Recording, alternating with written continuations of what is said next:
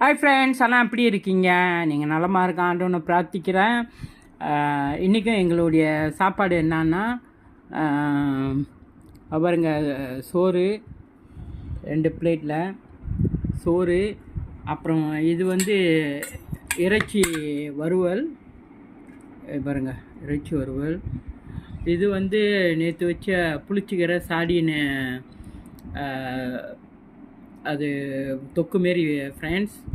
அது அப்புறம் ஒரே ஒரு மீன் பாருங்க. இது வந்து தெம்பே ஃப்ரெண்ட்ஸ். இது வந்து தெம்பே. இவ்வளோ தான் எங்களோட சாப்பாடு ஃப்ரெண்ட்ஸ். நான் மறுபடியும் காட்டுறேன்.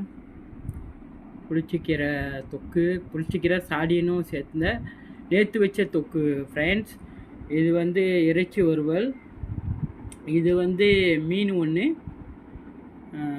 இது வந்து தெம்பே ஃப்ரெண்ட்ஸ்.